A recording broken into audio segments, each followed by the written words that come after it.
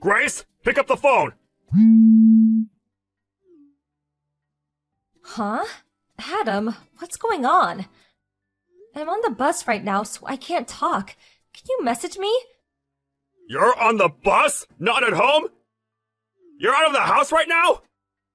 Yeah, I'm on my way home from the gynecologist. It'll be arriving at F Station, the last stop, real soon. No, you can't go to the train station! Abort! Abort! You have to get off the bus now! Huh? Pull the stop cord! Have the driver stop where you are now and get off as soon as possible! After that, you need to escape to your parents' house! Huh? My parents' house? Escape? It would take me an hour to get to my parents' place from here. But in any case, it still involves going to F Station. No, you can't get on the train! But our baby's due this month, and I'm way too pregnant to be driving myself. Get a taxi! What? I don't have anywhere near enough money in my purse to afford a taxi journey that far. Leave it to me. I'm gonna call your parents. I'll tell them to expect you, have them pay the fare, then give them back the money myself later. Please, Grace, you have to listen to me! But Adam, you said escape. What does that mean? Why are you in such a panic? You're scaring me, babe. My mom found our new address! What? I got a call from my brother. One of our loose-lipped relatives carelessly said more than she should have, and now my mom knows where we live again! I pulled the stop cord and got off the bus early. Good. Now you have to get a taxi! Do not get on the train, whatever you do! And don't go anywhere near the house! It's compromised now! Got it. Hello, Grace. It's been a while. This is Adam's mother, Barbara. Huh? Barbara? That's weird. I could have sworn I blocked you. Aha! So you did. I knew it. I didn't want to believe you'd do such a thing, but no matter how many messages I sent, there is no red mark and not a single reply. You've got some nerve to block your own mother-in-law. Just who do you think you are, young lady? Do you have any idea how much trouble I had to go through to change my number? I had to buy a new phone. Did you forget that me and Adam said we didn't want you in our lives anymore and broke off all contact with you? Of course I didn't. However, I never agreed to it in the first place, which is why I still fully intend to be part of your lives. I see.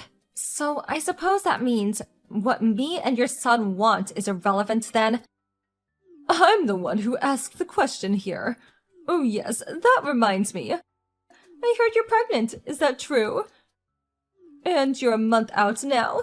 Girl or boy? Why would we have any obligation to divulge that kind of personal information to someone we cut out of our lives and broke off all contact with? So you don't want to tell me. That can only mean one thing. It's a girl, isn't it? Excuse me? If it really is a girl, you'll be putting it up for adoption. Adoption? Not only that, you'll also be divorcing that good-for-nothing Adam and marrying my eldest son, Cedric, instead. What? Think about it. It's in your best interest to spend your life with my eldest son, Cedric. He'd give you a far better life than anything my failure of a second son, Adam, could provide you with. But good grief, young lady, will you make sure you at least produce a boy this time? In any case, my Cedric is brilliant, so it'll most likely be a boy if he's the dad anyway. What the hell are you talking about, Barbara? You're nuts! A baby's gender isn't exactly something you can control, is it? Besides, I'm Adam's wife. Why would I marry Cedric? I don't need to listen to the misinformed whining of a lowly bride. Know your place in this family. Anyway, I'm on the train at the moment. I'm on my way to see you as we speak. I'll be at your house before long, so the three of us are going to be reunited very soon. I'll be living with you until the birth. While I'm there, we'll be making the preparations for the divorce with Adam and your subsequent remarriage with my brilliant Cedric.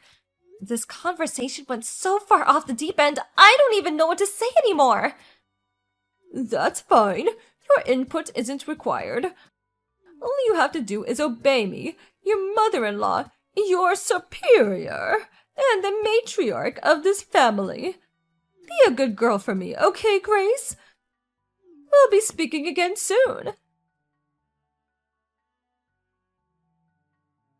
Adam, I'm in the taxi now. Grace, are you okay? Yeah, I'm fine. I managed to dip out of the office early, so I'm on my way to your parents' house myself now, too. That's good news. Are you driving? I noticed your message as I was slowing down for some traffic lights, so I pulled into a nearby convenience store car park to reply. You didn't run into my mom, did you? You didn't run into my mom, did you? No.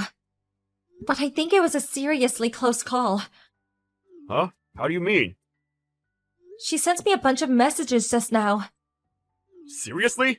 Didn't you have her blocked? I did, but apparently she bought a new phone and changed her number so she could message me again. She really will stop at nothing. What did she say? Where do I even begin? Well, firstly, she thinks she's living with us until the baby is born. Oh yeah, and she also says I'll be divorcing you and marrying your brother instead. What? That's not even the last of it. She said if the baby's a girl, we have to put her up for adoption. Oh my god, has she lost her mind? I thought having her blocked all these years might make her reflect on her behavior for a change, but if anything, she got worse. I'm so sorry for all this, Grace. To think this is all going on at such an important time, you already have enough on your plate without having this crap to deal with. I'm fine, really. Thanks to your quick thinking, I was able to change course before running into your mother. If not for your message, God knows what kind of mess I'd be in now. I'm just pleased it got to you in time. I really am sorry. It's fine, honey. Thanks for looking out for me. It really means a lot.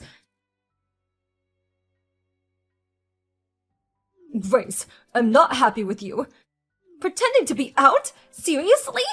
What grown woman behaves like this? Come to the front door and let me in now. I'm well aware this is yours and Adam's apartment. You can't run anymore and you can't hide. Hey, are you listening to me? Let me in. I'm not going anywhere until you let me in. So you may as well just be an adult about this. Come out and face the music. Mom, long time no see. Is that Adam? Please tell me you're not still in front of our apartment. What do you mean? Of course I am. I intend to wait here patiently until Grace lets me in.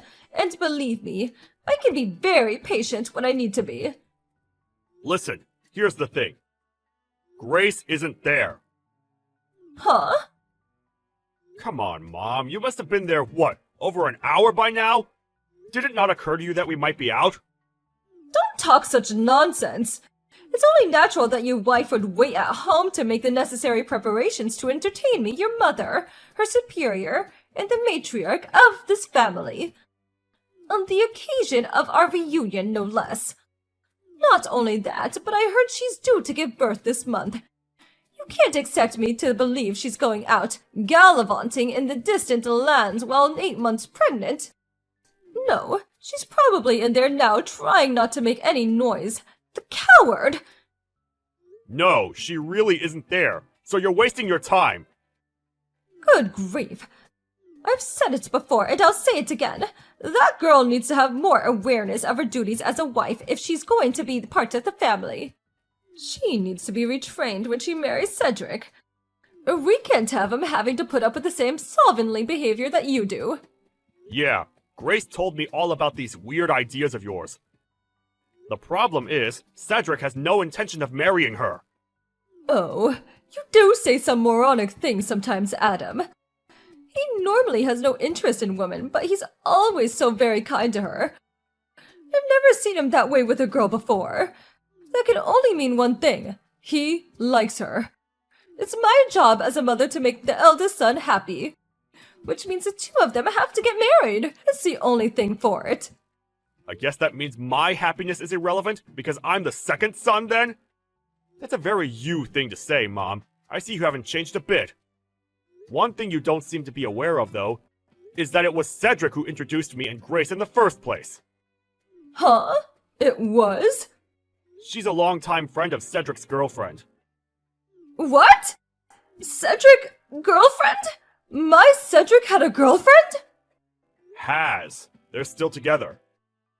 They were childhood sweethearts. They met in high school, so they've been together well over 10 years now. Well, this is the first I've heard of it. That's probably because he didn't tell you. Why not? I'm his mother! Oh, by the way, that reminds me. Cedric isn't at your house anymore. He moved out today. He did what? You have no idea how long he's been biding his time, waiting for the day he could finally escape from your tyrannical clutches. Which is why he's been making preparations to move out in secret, waiting for his chance to win his freedom once and for all. He saw how distracted you were by your mission to track down me and Grace, and knew he had to go for it now or never. He made his move the moment I sent him word of Grace making it out safely, and he won't be looking back. Remember how he switched to remote work a little while back? That was all to minimize the amount of ties he had to the local area so as to make Operation Escape the Mad Dictator go as smoothly as possible.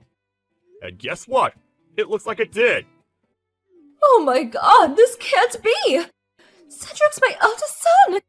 It's his duty to protect this family! And what about when I get old? Who's gonna look after me? Do you expect me to go into a home?